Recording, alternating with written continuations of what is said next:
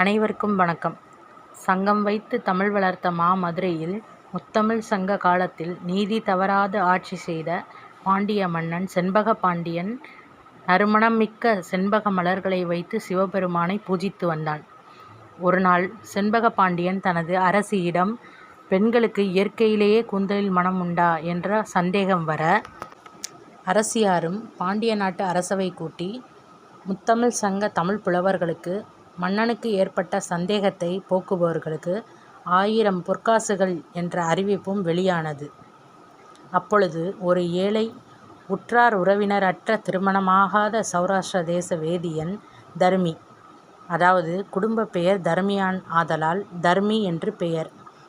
மார்க்கண்டேய அல்லது சவணக கோத்திரமாக இருக்கலாம். தர்மி என்பது தமிழ் சொல் அல்ல.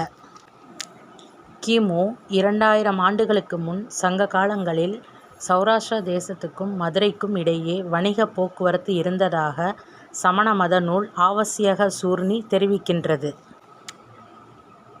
அரசனின் அறிவிப்பை கேட்ட தர்மி 1000 பொற்காசுகள் தனக்கு கிடைத்தால் நல்லதொரு வாழ்க்கை அமைத்து கொள்ள ஆசைப்பட்டான்.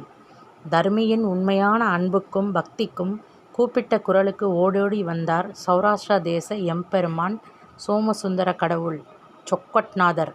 சொக்கட் என்ற சொல் மருவி சொக்கர் ஆனார்.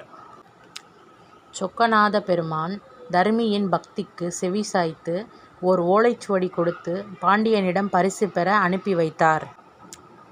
முத்தமிழ் சங்க புலவர்களாலும் தீர்க்க முடியாத தனது சந்தேகத்தை யாரோ எங்கிருந்தோ வந்த ஒருவர் சௌராஷ்டிர தேச தர்மியான் ஓலைச்சுவடி படித்து மன்னனின் சந்தேகத்தை தீர்க்க செண்பக பாண்டியனும் தர்மிக்கு 1000 பொற்காசு வழங்க உத்தரவிட்டான்.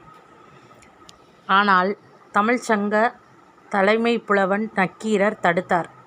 தர்மியும் மிகுந்த வருத்தத்துடன் சோமசுந்தரரிடம் சொல்ல, கோபக்கனலுடன் சிவபெருமான் நக்கீரருடன் விவாதம் செய்ய, நெற்றிக்கண் திறப்பினும் குற்றம் குற்றமே என்று நக்கீரர் கூறினார்.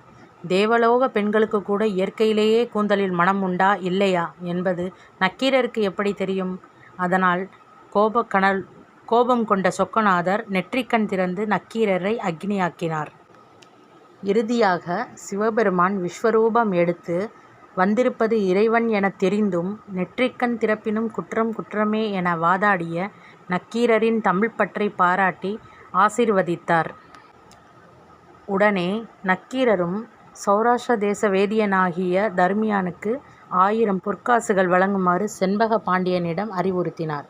தர்மியும் இன்புற்று வாழ்ந்தான். இது சிவபெருமானின் திருவிளையாடல்களில் ஒன்று. சுபம். நன்றி, வணக்கம்.